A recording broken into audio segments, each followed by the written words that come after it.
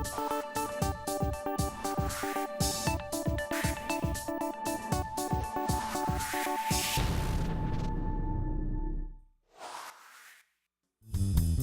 views and opinions expressed in this program are those of the participants and do not necessarily reflect the views of BronxNet or the program underwriters. Hola everyone, welcome to Open, the one and only show bringing the best of the Bronx, New York, and the world straight to you. I'm Rhina Valentin, your host of Café con Leche every Friday. Here's what's coming up in today's show. Leading things off, we'll find out what the city has in store, appointing a new Nightlife Advisory Board when we sit down with board member Jose Francisco Avila. And after that, we'll get the scoop behind Iron Glove Productions' two short films, Nice Guy and Raka, being featured in this summer's Dominican Film Festival, along with the HBO New York Latino Film Festival. And then we sit down with the two contributing artists participating in this year's upcoming Scarlett Event to discuss what people should expect from this year's festivities. And later on in the show, Bobby C brings us up to date with the latest headlines in the world of sports. And finally, our Open Artist Spotlight features the Steve Bloom Trio, who will play throughout the show and close us out with a jazz big band bang sound. So sit back y prepárate. All this and more is headed your way because now we are officially open.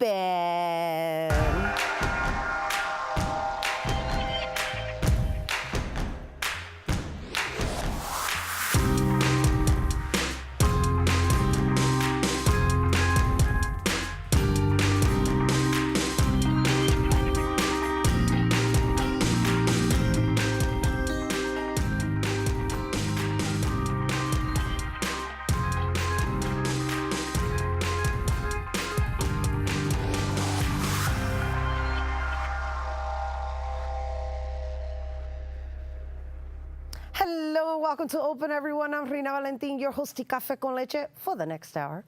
Always inviting you to get social with us. That's online, that is. Tweet us and follow us on Instagram at BronxNet TV or like us on Facebook at Open BronxNet Television. And of course, while you're there, don't forget, follow moi on Twitter, Instagram, FB, Insta Stories, LinkedIn, and Snapchat at Rhina Valentin. So today we are accompanied by the Steve Bloom Trio, who will play for us the entire show. And here's a little taste of the Steve Bloom Trio.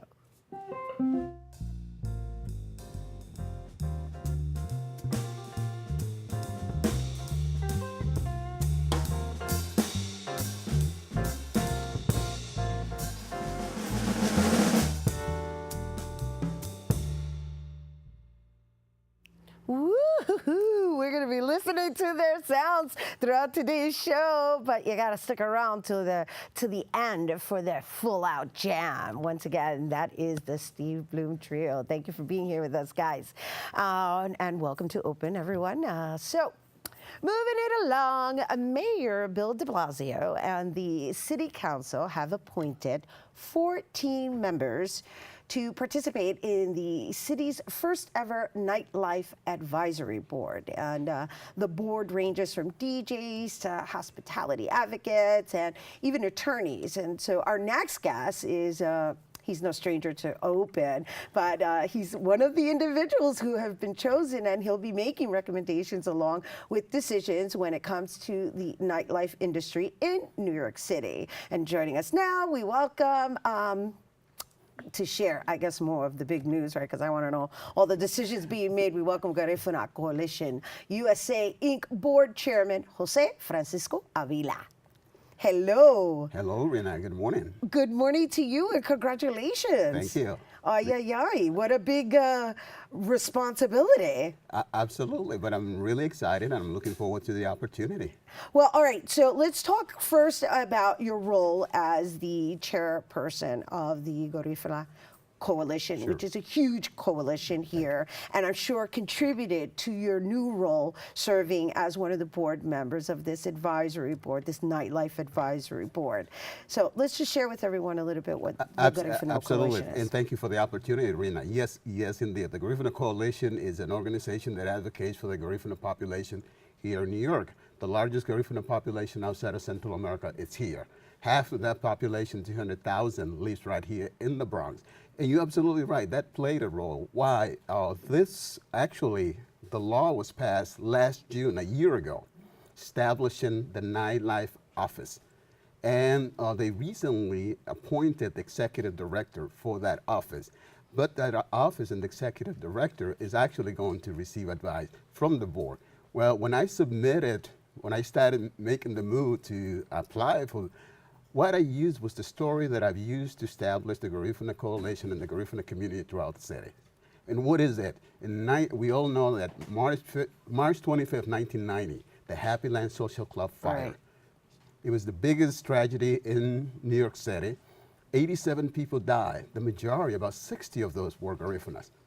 So therefore, my approach was the fact that we have a vested interest in the safety of the nightlife. More importantly, as I did my research, I found out that the Bronx is the epicenter of social club safety, because in 1988, Major Koch, as a result of a fire in El Hoyo, 6 people died. And that's where the task force for the safety of social club was established in New York City. That was reduced after 6 months. And 6 months later, the Happy Land Social Club fire happened. So that was my statement, that was my story, in saying we as members of the Garifuna community, as members of the New York City community, and as members of the Bronx, and being that the Bronx is the epicenter when it comes to social club, we feel that we basically need a seat at the table. That's wonderful. That's wonderful. And good for you for making Thank that you. stand and taking on the responsibility, because that's a big responsibility. Now, with regards to the nightlife, right? And so when we say nightlife, we reference clubs, entertainment, restaurants. Right. And I know you to be a cultural advocate. And so have you guys sat at the table yet? And what kind of individuals are sitting at this table? And how do you pass agreements? Well, actually, the board was actually just appointed 2 weeks ago. 2 weeks ago. And we haven't met. Oh, really? No, the this first little visitor here. The first meeting wants to is be on going camera. to be next month, August the 16th. But I have reached out to all the members, and as a matter of fact, you'll be glad to know that there are only 2 members from the Bronx. Yours truly and Curtis Blow is the other one. Right, that's right, Curtis Blow. Exactly. The legendary Curtis Blow. Absolutely. But we haven't met. Like I said, we have been appointed, and we're going to have our first meeting. Now, when it comes to the nightlife, and this is what I've learned doing my research, the nightlife is actually divided in 2 parts. It starts at 6 p.m. to midnight. That's the first half, that's the evening. Right. And then from midnight to 6 a.m. And you're absolutely right. The thinking is when you talk about the nightlife, that it's about bars and clubs. No, it's more than that. Broadway is part of the nightlife. Cultural events right here in the Bronx, and everything that we do after 6 p.m., that's the nightlife. So it entails everything beyond entertainment. And when it comes to culture, you're absolutely right. That's the other reason why I decided to join. Why? Because we have a rich culture, whether it's Latinos, whether it's African Americans, and everyone. The most diverse borough in the city is the Bronx. Yet, most of us have not participated in that greater economy. And I like to refer to it because when you talk about the nightlife, again, everyone thinks it's bar. No, it's the nightlife economy. Right, the nightlife economy, I like that term. Exactly. Right, because, well, first of all, New York is a city that doesn't sleep. Exactly. And we have so much diversity, and we are the melting pot capital. And so you can go to various boroughs and be in a different part of the world. Absolutely. And so you guys service the entire city. All 5 boroughs. And I find it interesting, like, what made the mayor all of a sudden decide to form this, I guess, what is it? It's a sector, right? Exactly. It's a sector, right. and you guys are serving that exactly. sector.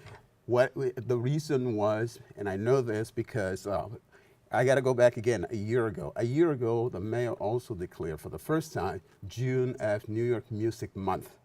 And that was the advocacy and lobbying of the music industry. Why? Because a lot of the clubs, especially the small clubs, the do-it-yourself as they call them, were being closed. 20% of the small club. And that's where artists get their start, right? That's where upcoming artists get the opportunity. Well, most of those clubs have been closed in New York City. So upcoming artists no longer have places to perform. And if you don't have places to perform, how do you develop as an artist? So that's what started this whole movement. At the same time, let's not forget that there was also the cabaret law. Oh, right, which was lifted as well. Exactly. Oh, boy. So all of this. We actually have some good news here in New York. Exactly. We're catching up. We get into the 21st century. But all of that entails this movement. And as part of that, there was, Rhina, and also it has to do with the fact, when it comes to the nightlife, the bars and all of that, the reason you know what that is administered from right now? By the State Liquor Authority in Albany. So there's no authority here in New York. And other than that is the community boards. So there has been a conflict between the establishments of the nightlife and the administration by the State Liquor Authority all the way from Albany. So that's why. Now, the other reason is because there are 30 cities around the world that did this before New York City did. So we have. Wow, so we're behind. Yes. How interesting. We are behind. San Francisco is one of those cities. Europe, that's about the majority are in Europe. They started this process a few years ago, and it's actually realizing that, again, it's not just the lifestyle, it's the nightlife economy. And right here in New York, that industry generates 300,000 jobs. And it generates over $10 billion. So it's culture, but it also economy, and it plays a role in the overall economic situation of New York City. Oh my gosh, you're going to be my new best friend. And so, are you a decision maker in recommending artists and things of that nature? I mean, I know you're probably not going to have your hands in that deep, but I'm sure you can make recommendations as to. Yes, I don't know. You haven't met yet, so I'm already establishing. I'm like, well, Jose, and to all of my artists who are following us and watching this right now, he's your man. No, Rhina, we haven't met yet, but again, I've been doing my homework and I've been doing my research for the past year. And this all started actually from the grassroots of the arts and entertainment, specifically the music industry. So that's my excitement, the fact that I've been networking. Now I will have access to the decision makers in all these industries, the ones that create the opportunities and provide the opportunities for up and coming artists. So I'm excited, yes, and it's because, again, the opportunity for immigrants and people of colors to finally participate. I always, and this is something else that I say, New York is the cultural capital of the world. New York is the largest creative industry in the world, is the largest creative economy in the world.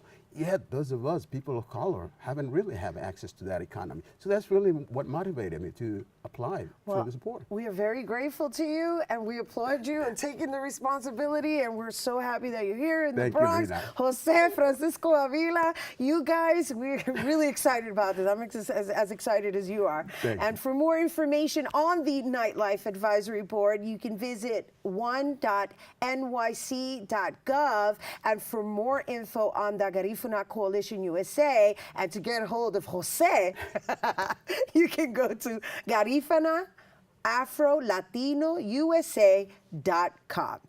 Okay, we're taking a quick break, but when we return, we're going to talk about Nice Guy and Raga, so don't go anywhere.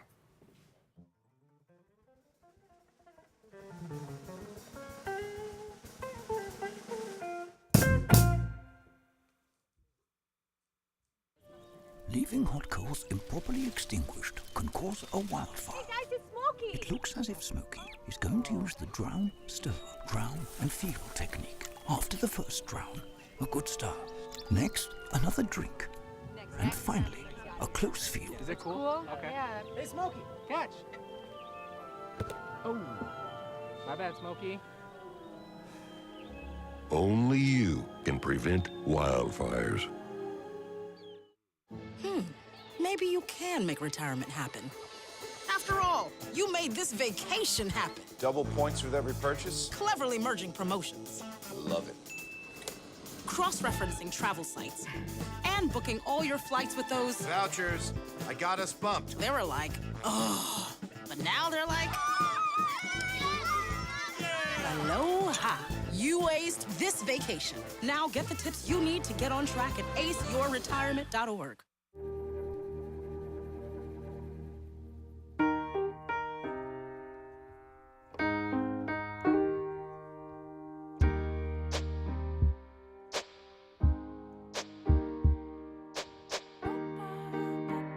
And I can't change, even if I tried, even if I wanted to.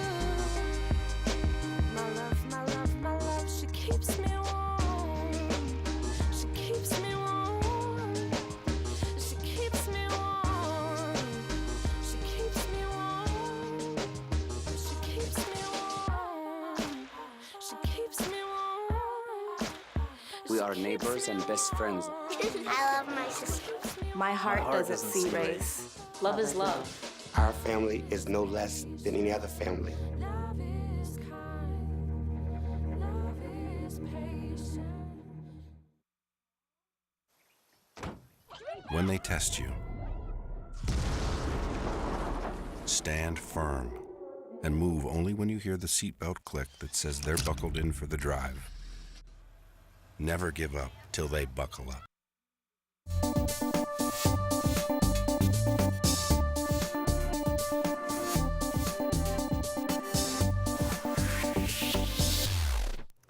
Hello and welcome back to Open, everyone. You know, we're always inviting you to get social with us. That's right. Tweet us at BronxNet TV and tweet me too at Rhina Valentin.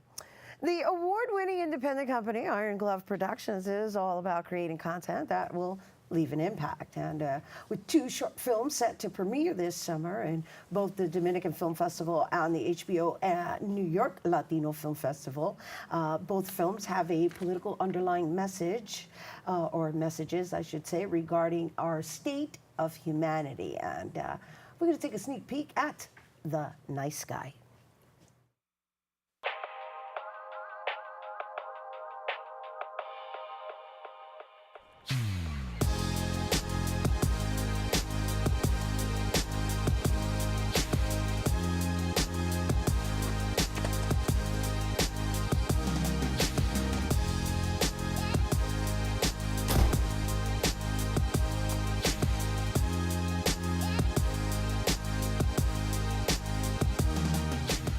He's a nice guy.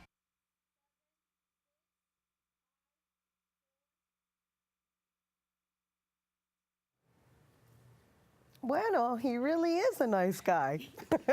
So joining us to discuss more about both the film Nice Guy and Raka, please welcome founder of Iron Glove Productions, filmmaker and actress Dominique Nieves, actor Amilcar Javier, and co-star Kevin Grullon. Hello and welcome. Good morning. Good morning and congratulations. Thank you so much. Thank you. Yes, we didn't get to show them a taste of Raka, but the just the storyline behind, and I already introduced it to everyone as just serving our state of humanity, and the fact that we're all Latino here, and there's a whole other crisis going on being immigrants of this generation, 2018, which is kind of bizarre. It's really, really great that you've chosen to find a way to shed light on it in a futuristic way. So Raka takes place in an alternate universe, and the film was inspired by... Oh, so we're talking about Raka. Sorry, because I went there. Yeah, because I went there. No, well, because Raka is the one that's futuristic. Yeah. Mm-hmm. Sorry, so it was Dominique. inspired by the proposed repeal of DACA, Deferred Action for Childhood Arrivals.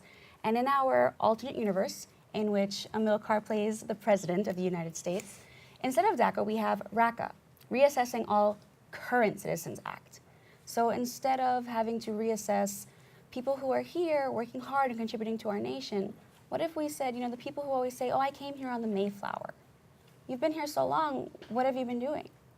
What if we did that to someone else instead? And we wanted to make sure that the film wasn't really, what if this happened to you? It was more about the fact that this would be devastating if it happened to anyone. And you have to see the film to understand how we show that. Right, and we didn't get to show a clip of it, which I'm sure we will show a B-roll of it. However, even the trailer doesn't really give us insight, because I'm like, ay, bendito, the dog, he ended up alone. But that's a big part of it. This is something, people think this is a Latino issue or an immigrant issue, and it's not. You know, everyone is going to miss people. You know, we'll lose our friends, our parents, our teachers, our doctors. And so that was a big part of showing that scene. So Amika is in Raka and Nice Guy, right? Yes. You're in both of them. So how has it been working with Dominique? Oh, it is a dream come true.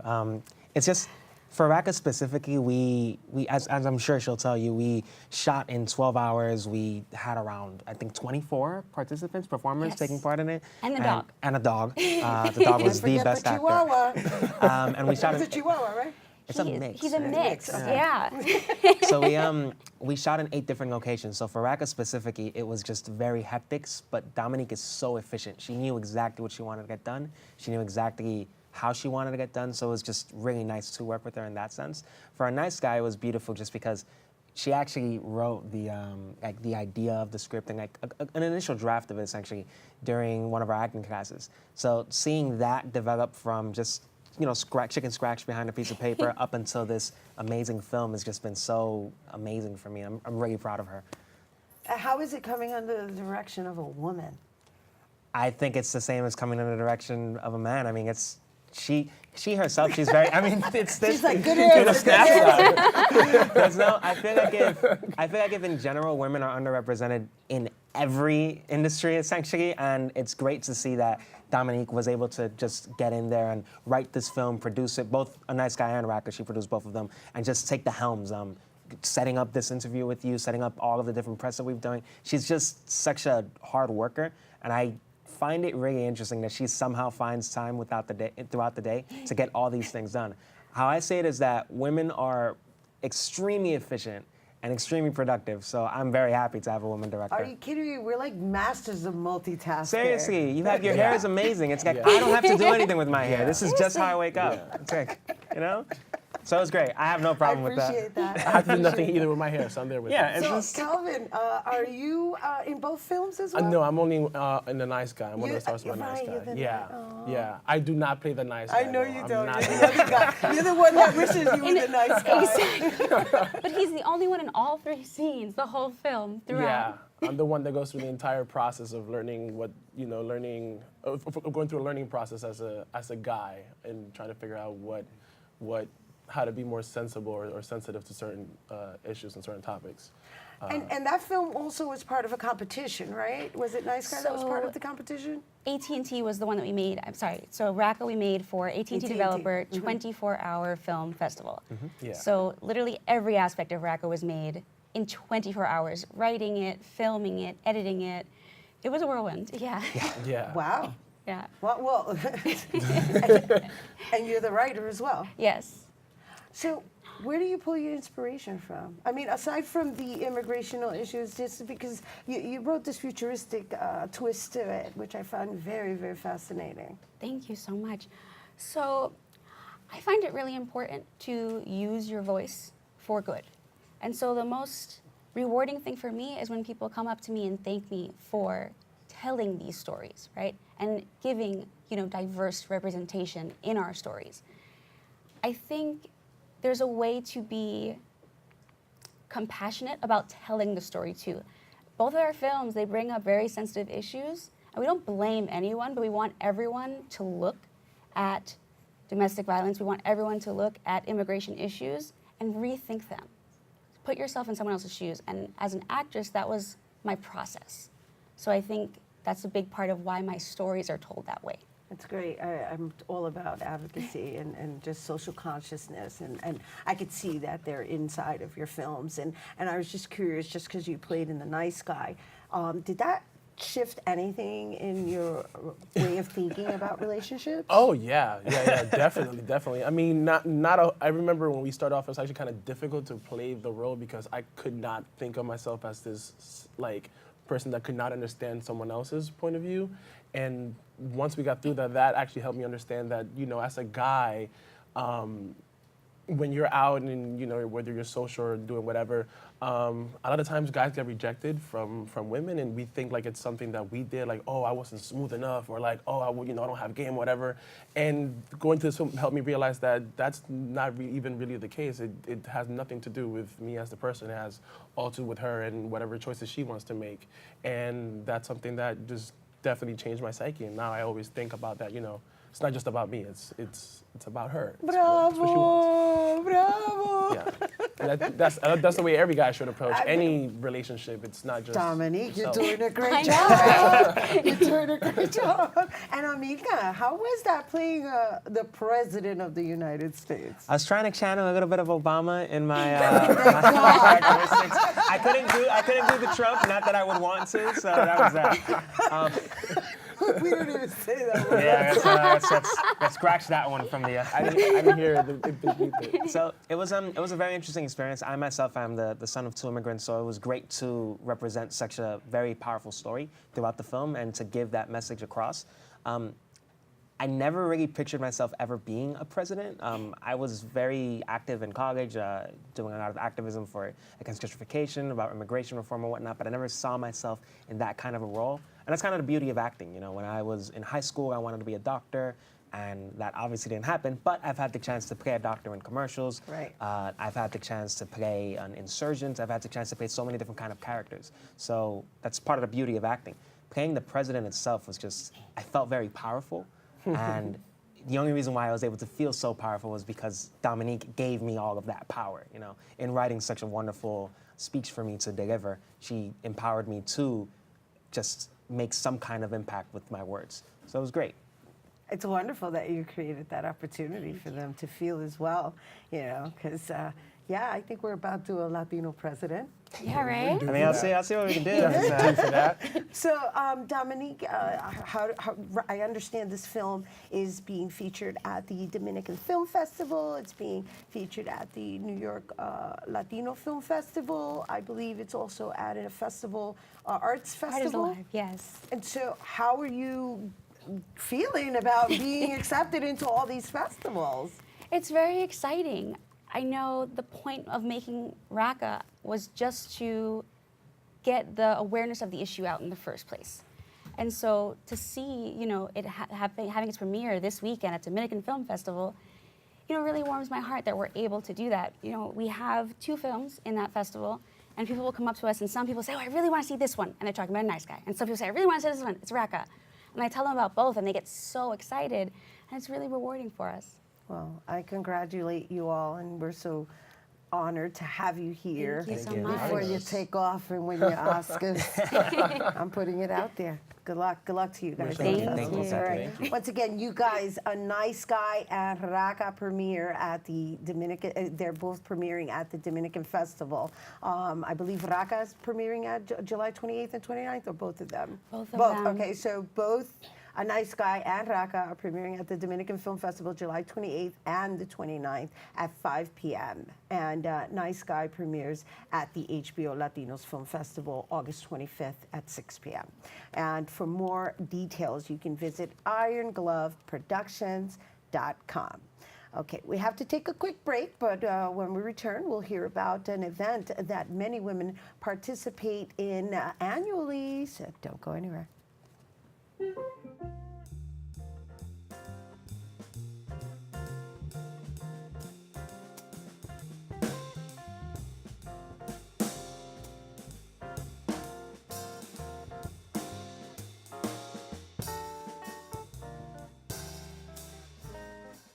How can I help my daughter with her reading? Searching for help with Dachshund breeding. No. Let me try. Sarah's bright, but when she's reading, she has trouble sounding out words. Playing world music. What? I give up. Wait, I was trying to show you how Sarah feels every day. Frustrating, isn't it? Redirecting to understood.org. Join parents and experts at understood.org, a free online resource about learning and attention issues to help your child thrive. 150 over 90. 180 over 111. 160 over 110. I had a stroke. This is what high blood pressure looks like. You might not feel its symptoms, but the results from a stroke are far from invisible or silent. If you've come off your treatment plan, get back on it or talk with your doctor to create an exercise, diet, and medication plan that works for you. Go to loweryourhbp.org. If I would have followed a treatment plan, I would not be in this situation. Well, Thomas, you've got prediabetes. But with more exercise and a change in diet, it can be reversed. I've tried exercising. It just makes me hungry for bacon. I love bacon, too. And who really likes to exercise? Not me. Me neither. Nobody. So we're good? What?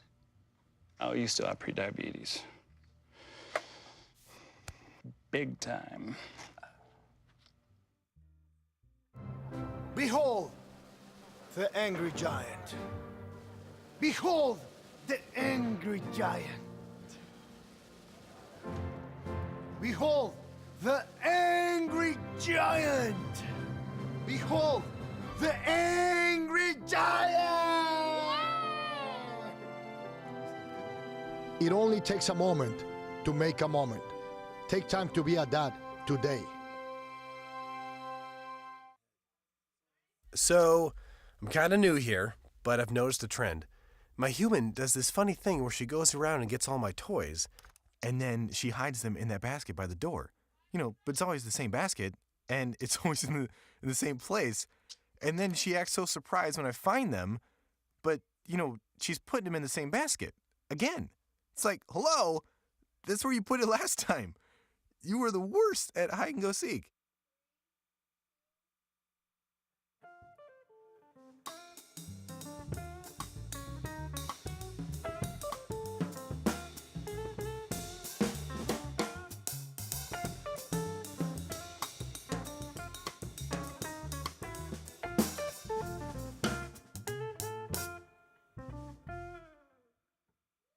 All right, Steve Bloom Trio Band. And, well, you guys are watching Open. Welcome back. Don't forget, we're always inviting you to get social with us. Tweet us at BronxNet TV and tweet me too at Rhina Valentin. All right, so the Scarlett Event, a celebration of female expression, is an event showcasing everything from art, dance, comedy, and spoken word, followed by panel discussions. And joining us now to share more of what to expect for this year's event, we welcome artist Ashley Sadler and comedian Gloreris. I said it right? Mora. She said, just call me Glory. Because everyone, I have a bit. Well, we'll talk about it. We can talk about it now. Yeah, I have a bit in my set where I always talk about how people mess up my name. So, you know, I'm happy that you got it right. Yeah, I'm happy I got it right too. Yeah. Well, it's a little bit of a tongue twister. It's one of those things that has to flow. Yeah, you know, Dominican. I'm Dominican, so my mom made it up. You know, it's part of our culture and everything. We just make everything up. But the good part is that I'm Latina, so I was able to roll with it, right? Glorelis. Yes. Got it. Yeah. Well, welcome, ladies. Thank you for having me. It's really refreshing to have the artists represent the event. We've had MP Frias in the past, and as she is the creator of the Scarlett Event. And it's really lovely to see how it's expanded and it's consistent and how it's growing every year. So what is your involvement aside from being contributing artists to the Scarlett Event? Yes, well, I'll be, I'm one of the visual artists, so I'll be live painting at the event, which I'm really excited about doing. Yeah, so in other words, so I understand that the way the event occurs is it's almost more of like a social networking type of ambiance. Very and interactive. And then there's an interruption that happens per performance. Yes, yes. So it has like spoken word, the panelists, dancing, like between the paintings, so people can go around and look and see everything. So it's like very interactive. So all right, so there's going to be visual arts on display, and then you'll be there designing and creating on the spot, doing live painting, right? As well. And then Glory is probably going to be around, just making everyone regular. laugh. And then actually, so I'm actually really excited because and honored because I just got into stand-up comedy not too long ago, and Empathy Fria, she's giving us this platform, whether you're experienced or new, to just she trusts us and our vision to just go out there and be part of something that she put together.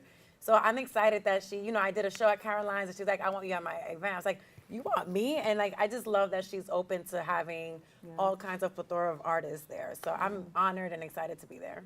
It's lovely. It's lovely because we've been showcasing her, or rather promoting the event since she started it, and it's been really nice to see how the empowerment, the sisterhood that is occurring within. It's a movement. It's a movement in itself. And I mean, I wasn't there at the last event, but I understood that it was almost like an all-nighter. Yeah, it went on, and I think it had some media coverage as well, but.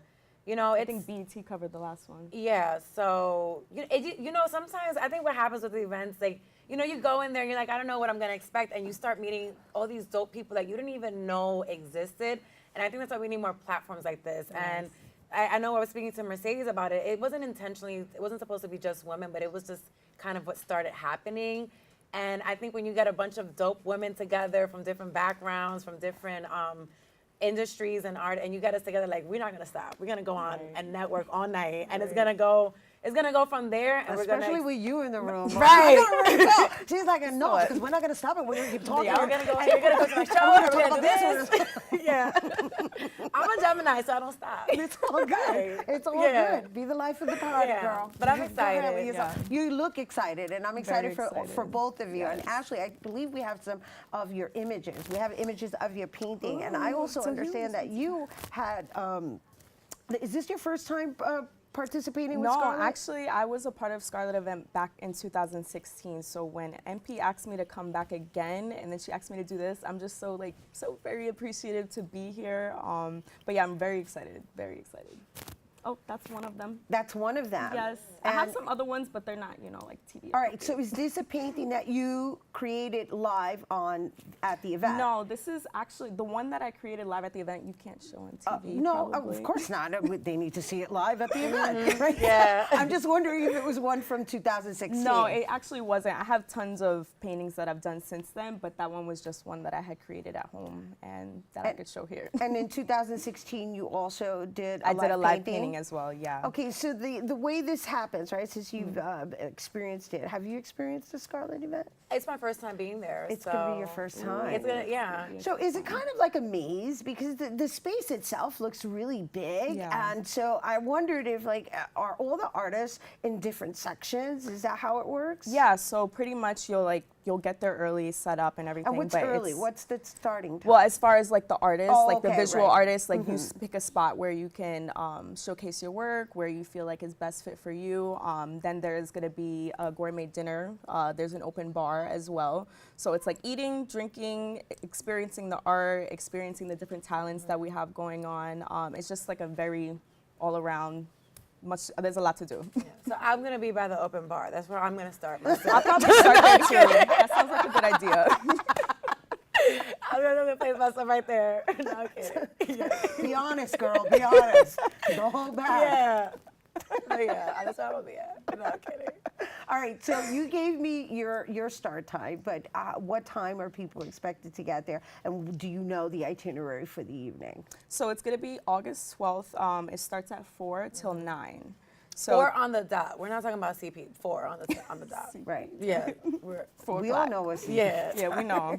Yeah. And so it starts at 4. Yes. And then so from 4 to 9, yeah. There's going to be the discussion between it's a few panelists.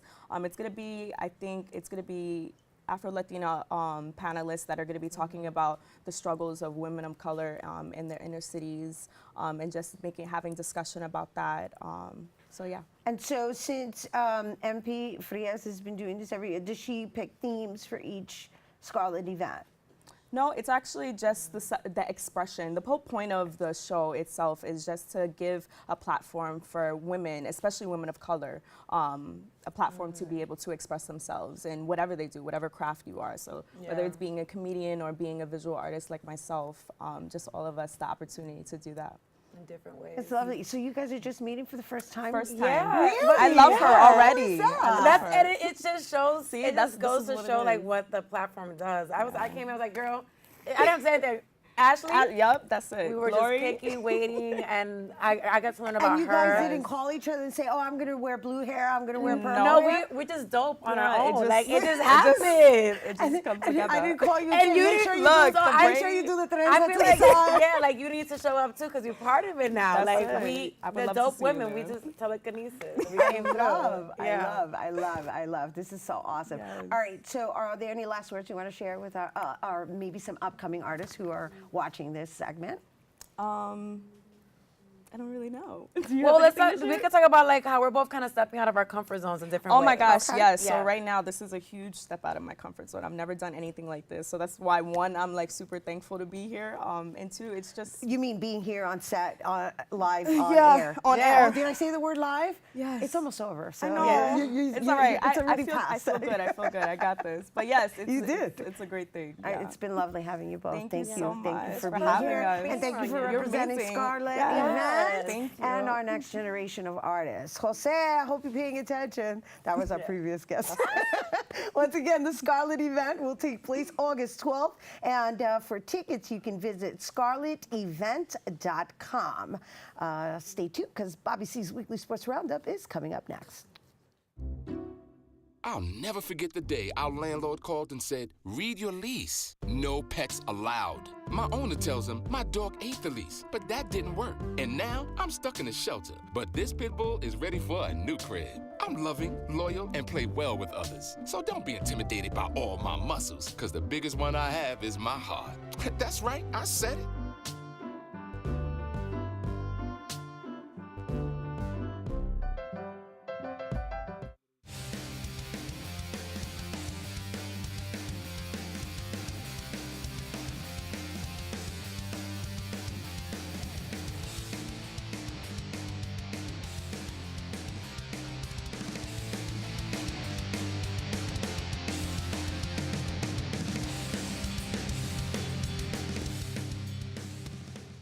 We begin our look at sports on the baseball diamond, where the hallowed halls of Cooperstown are set to add another big class this weekend. 4 players elected by the Baseball Writers Association of America, the BBWAA, will be officially inducted into the Baseball Hall of Fame on Sunday, July 29th. Third baseman Chipper Jones and first baseman Jim Thome made it on their first time on the ballot. Outfielder Vladimir Guerrero made it on his second try, and pitcher Trevor Hoffman on his third. Jones led the way with 97.2% of the vote. Fellow first-timer Thome was named on 89.8% of the ballots. Guerrero made a massive jump from the near miss of the year previous, going from 71.7% all the way to 92.9%. And Hoffman, after just missing by a handful of votes, made it with a percentage of 79.9%. In addition, shortstop Alan Trammell and pitcher Jack Morris were voted in by the Hall's Modern Era Committee back in December. An historic class for Cooperstown. For additional coverage, tune in to our radio partner WFUV 90.7 FM on Saturday for an exclusive interview with the legendary Bob Costas on the longest-running sports call-in show in New York. One-on-One starts at 1 p.m. on Saturday. Our BronxNet cameras will be in Cooperstown. We'll have a full report next time on the show. While the Legends get their moment in the sun, the Yankees are back in the Bronx to host Kansas City with an eye on becoming legendary too. The hunt for World Series number 28 is on. With the second half of the season in full swing, Yankees general manager Brian Cashman continues to upgrade the roster. The Yankees acquired Orioles closer Zach Britton on Tuesday for right-handers Dylan Tate, who is the Yanks' number 9 ranked prospect, and Cody Carroll, who's ranked number 15, and AAA left-hander Josh Rogers. It's the first time the division rivals have made an in-season deal since July 1989, when the Yanks acquired right-hander John Habian in exchange for outfielder Stan Jefferson. The Yankees acquired Tate, the 4th overall selection by the Rangers in 2015, as part of the package that sent Carlos Beltran to Texas during the summer of 2016. I love the deal. The Yankees bolster AL's best bullpen and in the process beat their rivals to the punch. The Yankees didn't just add Zach Britton to an already potent bullpen, they also made sure he didn't get dealt to the Houston Astros or the Boston Red Sox. Check out this stat from the Yankees. With Britton now in their bullpen, the Yankees have 4 of the active 14 pitchers with at least 100 relief innings who have a career ERA under 2.50. Britton is first with a 1.69. Chad Green is third with a 1.88. Aroldis Chapman is 8th with a 2.20. And Dylan Betances is 12th with a 2.33. Now, the Yanks just have to do a better job against some of the weaker competition. They have struggled against subpar teams this season. Tonight is CC Sabathia bobblehead night at the big ballpark in the Bronx. One thing is sure, it's good to see Masahiro Tanaka finding himself again. In the performance of the week, Tanaka pitched a 3-hitter. Austin Romine drove in 2 runs as the replacement for again injured catcher Gary Sanchez, and the Yanks beat the Tampa Rays 4-0 on Tuesday night. Sanchez needs to find himself again once healthy. He's been a disappointment this season for the Bombers. You could say the same thing across town in Metsville, where Yoenis Cespedes can't stop hurting himself either. He returned from the disabled list in the Subway Series, homered in his first game back, and then went on the DL the next day. The Mets have Cespedes on the disabled list due to his ongoing heel issues and have decided the oft-injured slugger needs surgery on both feet. On a brighter note for the Mets, how about rookie Jeff McNeil? McNeil spent his life dreaming of the moment he would step into a major league batter's box. He waited 5 years after being drafted in the 12th round in 2013 by the Mets, but he needed just one pitch to make it all worthwhile. McNeil, summoned from AAA on Monday night, lined the first major league pitch he saw, a Phil Hughes fastball in his center for a pinch hit single in the 8th inning of the Mets' 6-3 victory over the San Diego Padres on Tuesday at Citi Field. The Mets continue their series in Pittsburgh this weekend. Time for some quick hitters from around the world of sports. The Hoops in the Sun Roundball Classic at Orchard Beach enjoyed a Super All-Star Sunday last weekend. The festivities were highlighted by the Celebrity Game, the 19 and under All-Star Game, the Men's All-Star Game, a Legends Game, and of course, a dunk contest. The dunk contest was won by Tuckahoe's Max Pierce, who was featured on BronxNet in the spring. Max, of course, was a runner-up in the College Slam Dunk Contest, but he ruled the beach on Sunday. For more, visit hoopsinthesun.net. On the NFL gridiron, training camps are set to return. Amazing. Football is nearly back in swing. Where did the summer go? The New York Giants signed first-round pick Saquon Barkley to a record rookie contract and are still working on a deal for Odell Beckham Jr. OBJ's contract status will loom large over training camp. However, there's plenty of optimism with Barkley and the revamped offensive line. All of that could be tempered by the saga of the star wide receiver's contract. Eli Manning is eager to get back to work. Manning has embraced an earlier than normal start to training camp. Manning had never been asked to report to camp before the other veterans, but he aims to take advantage of the extra days. The Jets will be looking to take advantage of their rookie signal caller. The team's #1 objective this preseason is to determine if Sam Darnold is ready to start. All eyes will be on the rookie, but these coaches have to worry about winning now after going 10-22 the past 2 seasons. Gangrene said goodbye to all-time great Darrelle Revis Tuesday. The team constructed an actual Revis Island to honor the 7-time Pro Bowl cornerback who played 8 of his 11 seasons with the Jets. Revis said he wished he could have played his entire career with Gangrene. Last weekend, it's very likely you paid attention, however briefly, to golf for the first time in nearly a decade. And the reason why? Tiger Woods. Woods ended up collapsing down the stretch and finishing tied for 6th in the British Open, which was actually his first top 10 finish since the 2011 Masters. Maybe Tiger still has something left after all. In motorsport, Lewis Hamilton won the German GP last weekend. The Hungarian GP is on tap this weekend. IndyCar will be at Mid-Ohio and NASCAR will be at Pocono. Those are the headlines. We hit the C-list for a sad reality.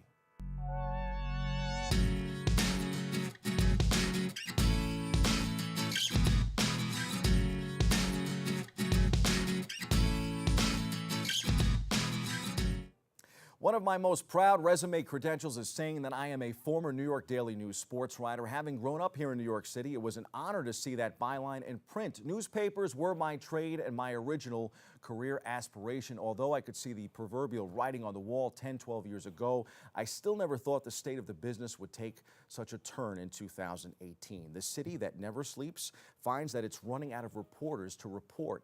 Not because they don't want to, rather, there's no work for them. Since 2000, newspapers have shed 241,000 jobs, and this week it caught up to the institution that is the New York Daily News, and more specifically, their incredible sports department, where many of our friends in the press box lost their jobs. Newsroom gutting layoffs at the paper's parent company, Tronc, announced Monday, leaves the sports section at the New York Daily News with 9 reporters.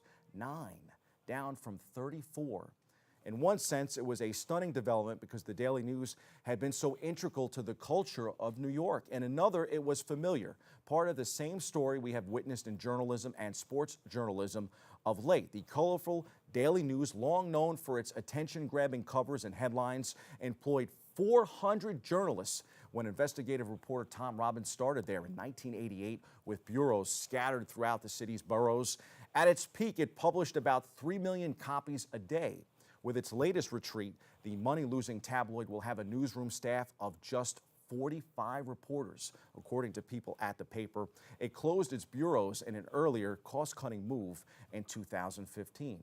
The Daily News without Frank Isola, without John Harper and Mike Mazzeo, that's a sin. And it begs the question, will anyone ever buy the paper ever again? I'm Bobby C. We'll be back with more after this.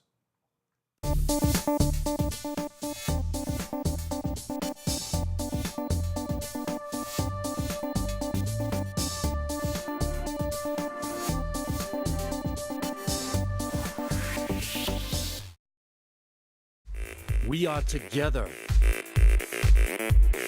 And for the last 20 years, we have been building on a vision to share our views, our voices on our channels. We are the Bronx. We are BronxNet. Hello and welcome back to Open, everyone. It's now time for this week's Open Artist Spotlight.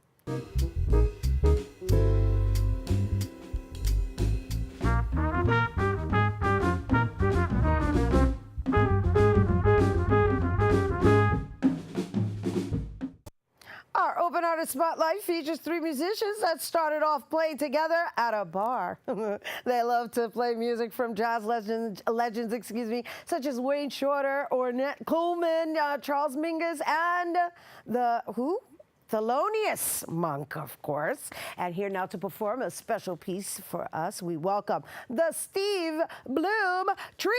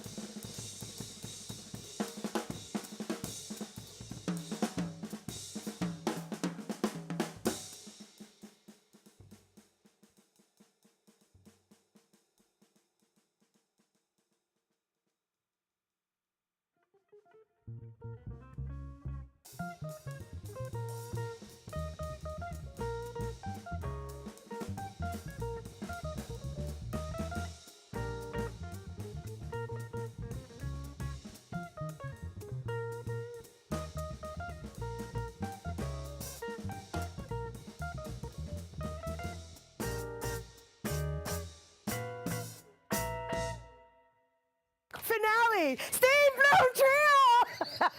Thank you, thank you, thank you, Rhina. Thank you. Let's give it up for them. Thank you, thank you.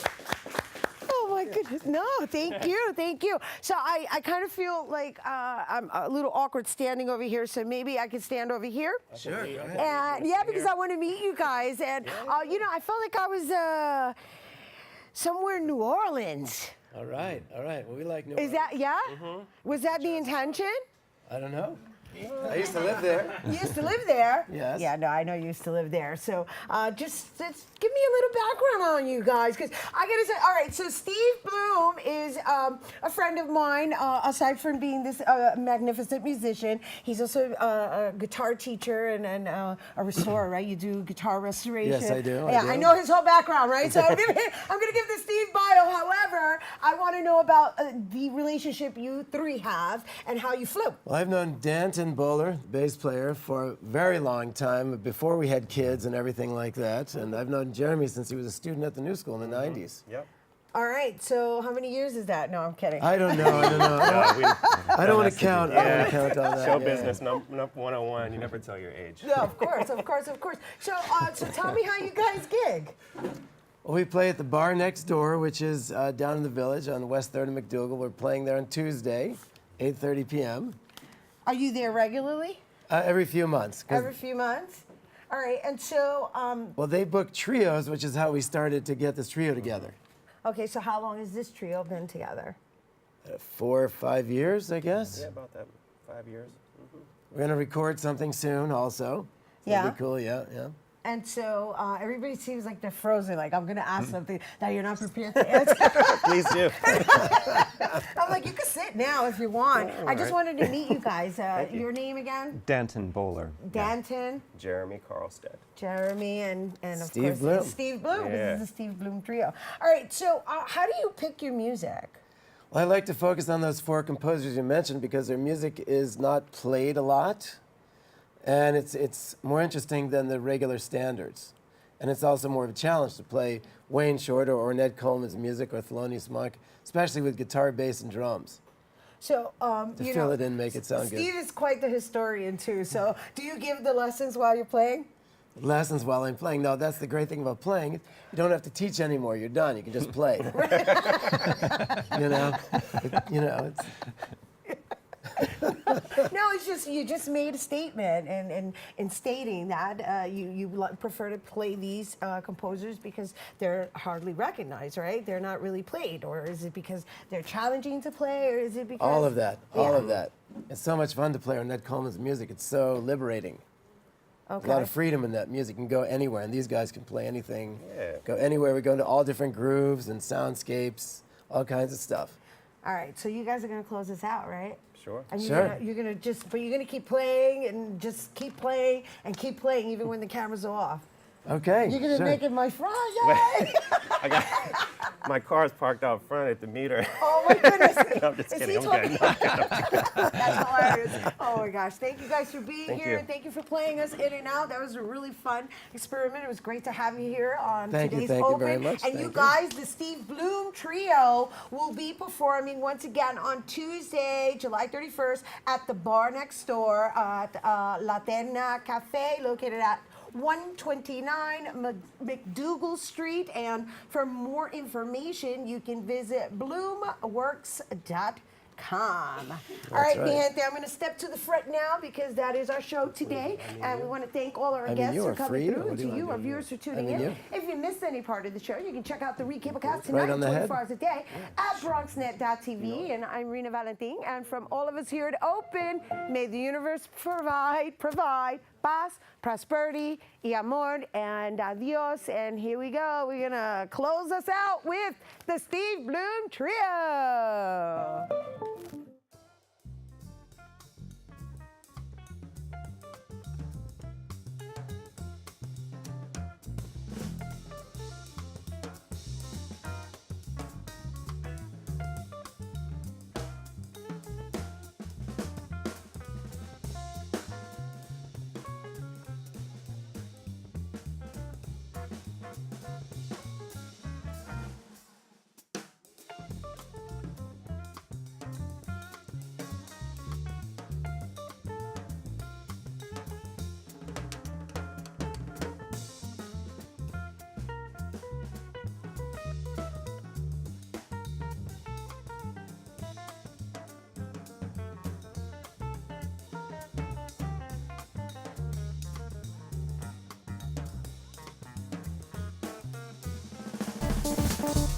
Bye.